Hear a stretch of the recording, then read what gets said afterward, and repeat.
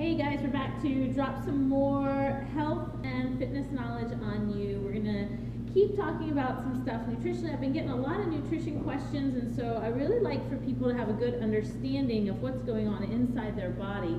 There's a lot of information going around.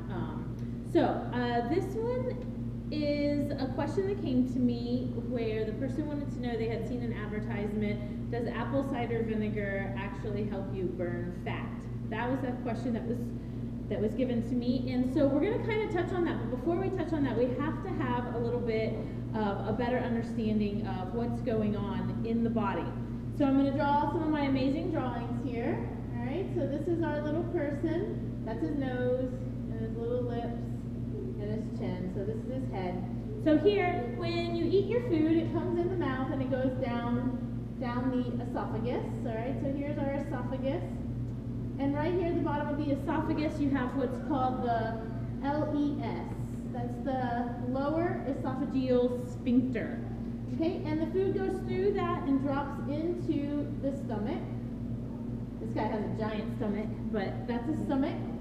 Okay, and then it comes out here and goes into the small intestines, and these go like this, and then you know the rest of the story, right? It goes all the way out. Okay, so first thing that we have to talk about is that the stomach, here's your stomach. The stomach is supposed to be acidic. So in America, really just in culture in general, we have this fear of stomach acid because of things like GERD,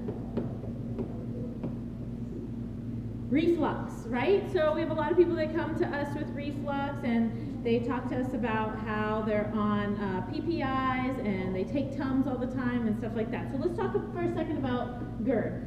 So your stomach, we have an acid-base scale, right?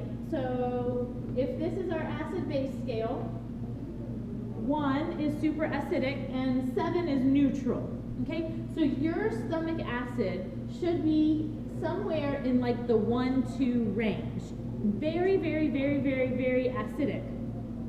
So what happens, this acid is really important. It serves multiple functions in the body.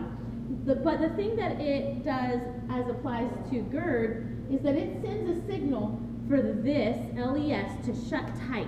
It sends a really, really strong signal based on the acid in the stomach. Okay, so what happens here is that when the acid in your stomach starts to shift more towards neutral, even like a 3 or a 4, something like that, that's still acidic. It's still acidic enough to burn the esophagus, but not acidic enough to send a strong signal for that sphincter to close all the way. So what happens is the sphincter becomes weak, and over time that muscle becomes very weak, and that's where the acid reflux starts to become chronic and an issue.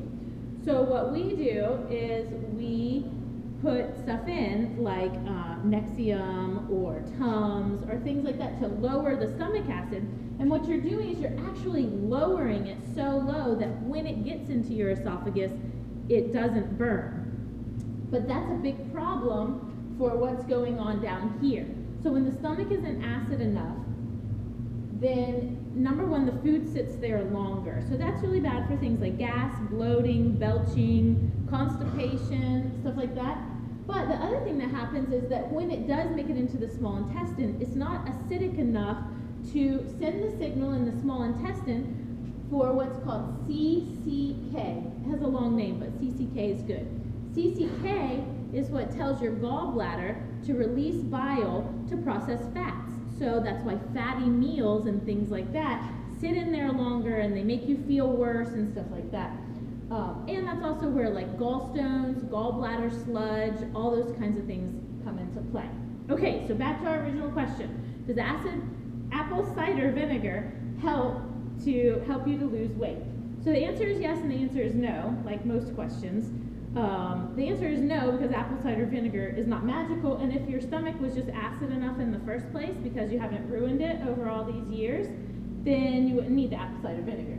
The apple cider vinegar helps because it keeps this acid profile low enough. We want a low number, which means acidic enough, so that the foods move through quickly, digestion is appropriate, the proper amount of bile is released from the gallbladder, there's no gastroesophageal reflux disorder, there's no issues in the small and large intestines, the food is moving through because of the appropriate amount of acid right here.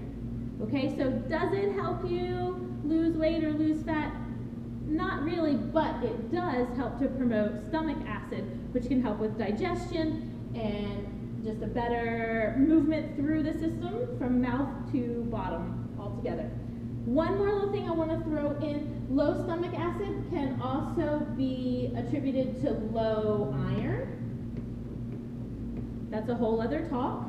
Low B12. And then we already mentioned constipation, belching gas, bloating, things like that. So, there you go. Everything you ever wanted to know about the acid in your stomach.